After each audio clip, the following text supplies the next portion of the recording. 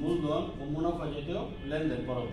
তাহলে মূলধন এবং মুনাফা জাতীয় 47 পৃষ্ঠা 5 নম্বর সৃজনশীল অঙ্কটা আমি তোমাদের করাবো। 47 পৃষ্ঠার 5 নং অঙ্কটা। তো 5 নং অঙ্কটা ডাক্তার যেমন প্রবীর ও সুপ্রিয়া দুই বন্ধু মিলে আগুয়ান ডিপার্টমেন্টাল স্টোর নামে একটি চেইন শপ চালু করে। উক্ত শপের কিছু সংখ্যক লেনদেন নিচে দেওয়া হলো। 2017 মে মাসের 4 তারিখ গাড়ি পণ্য ক্রয় 50,000 টাকা। মে 7 তারিখ দোকানের সাজসজ্জার পরিবর্তন ব্যয় 1 লাখ টাকা। 10 তারিখ হচ্ছে পণ্য পরিবহন ব্যয় 1500 টাকা। 12 তারিখ হচ্ছে পণ্য বিক্রয় 18,000। 15 তারিখ বার্তা প্রদান 700 টাকা। মে 16 তারিখ গাড়ি পণ্য বিক্রয় 22,000 টাকা। 20 তারিখ হচ্ছে দোকানের জন্য ফ্রিজ ক্রয় 45,000। 22 তারিখ হচ্ছে বিদ্যুৎ বিল পরিশোধ 1200 টাকা। 25 তারিখ হচ্ছে কমিশন প্রাপ্তি 3,000 টাকা। মে 30 তারিখ লভ্যাংশ প্রাপ্তি 2,000 টাকা। এখন আমাদের যে সৃজনশীল অঙ্কটা প্রথম প্রশ্ন বলছে উপযুক্ত তথ্যাদি হতে মূলধন জাতীয় লেনদেনের মোট পরিমাণ নির্ণয় করো। তাহলে আমরা প্রথমে কাজটা করব পথে মূলধন জাতীয় লেনদেনের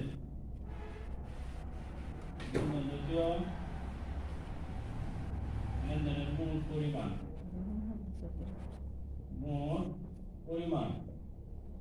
আমরা গঠন করে কি দিই মূলধন জাতীয় মোট পরিমাণ। সেগুলো আমরা তারিখ বিবরণ টাকা,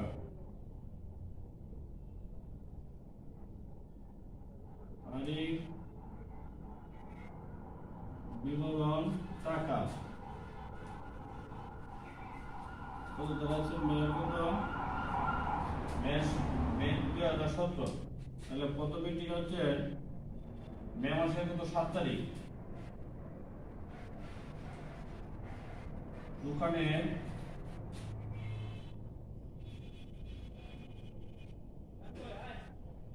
সাজসজ্জার পরিবর্তন ব্যয় কত টাকা 1 লাখ টাকা। আর হচ্ছে আমাদের মে 20 তারিখ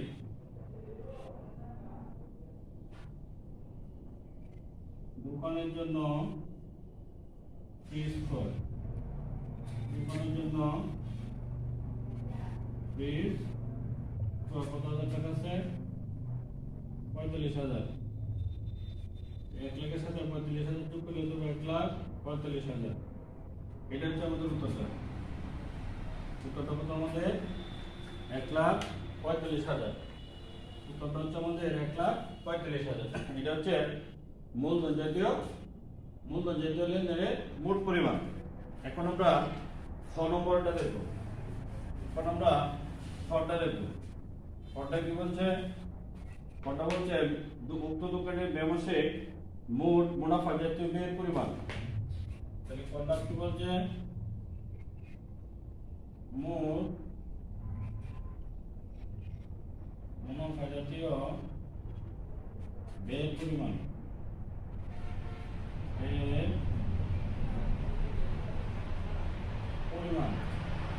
ঘটনাটা কি নেই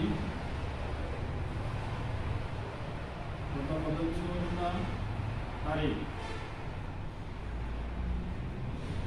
হচ্ছে তারিখ বিবরণ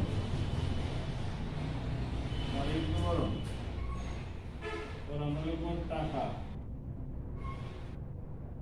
কি দেবা টাকা। গত হচ্ছে আমাদের তারিখ বিবরণ টাকা সালটা হচ্ছে 2017।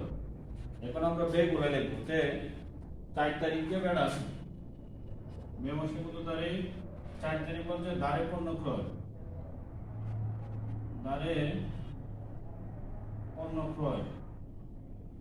দাঁড়ে পণ্য ক্রয় 50,000 টাকা। দাঁড়ে পণ্য ক্রয় 50,000। পর আছে মে মাসের 10 তারিখ পরিবহন ব্যয়,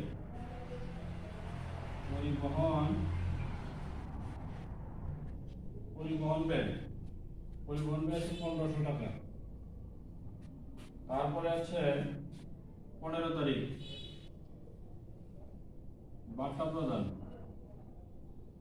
বার্তা বার্তা প্রদান হচ্ছে 700 টাকা। তারপর আছে 22 তারিখ, 22 তারিখ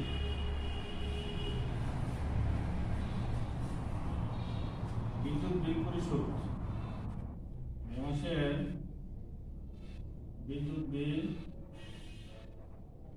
পরিশোধ, কত আছে? 1200 টাকা। এই চারটা হচ্ছে আমাদের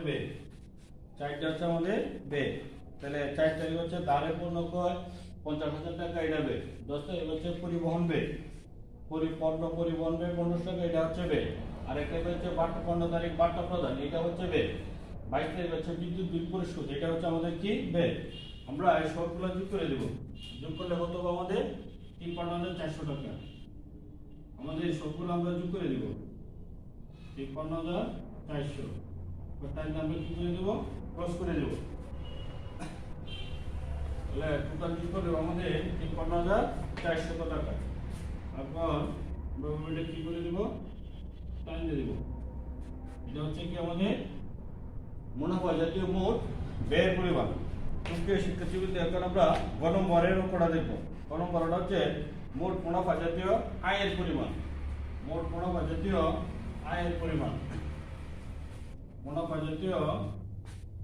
আয়ের পরিমাণ। তাহলে এটা আমরা কটা করতেছি? গ নম্বর, মোট মুনাফা জাতীয় আয়ের পরিমাণ।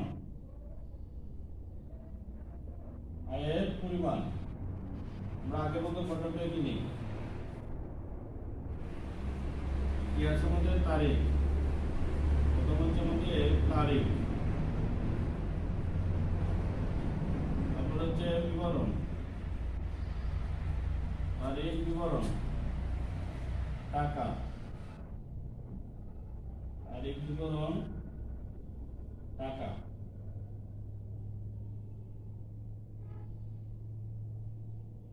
তারিখ বিবরণ, টাকা। তাহলে আমরা কি বার করবো? আয়গুলো বার করবো। তাহলে হচ্ছে 2017। আয়ের মধ্যে আমরা প্রথম যে আইটেমটা মেয়ের 12 তারিখ হচ্ছে পণ্য বিক্রয়। মেয়ের 12 তারিখ পণ্য বিক্রয় আমাদের কত আছে? 18,000 টাকা। পণ্য বিক্রয় 18,000 টাকা।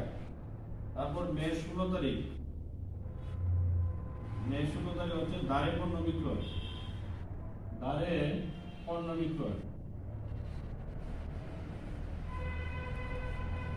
22,000 টাকা। দাঁড়ে পণ্য বিক্রয় 22,000 টাকা। তাহলে আরেকটা হচ্ছে আমাদের মেয়ের 25 তারিখ। মেয়ের কত তারিখ? 25। কমিশন প্রাপ্তি।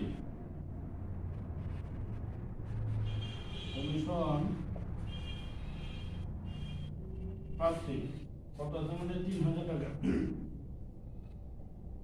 আর একটা হচ্ছে আমাদের মে 30 তারিখ। লভ্যাংশ প্রাপ্তি।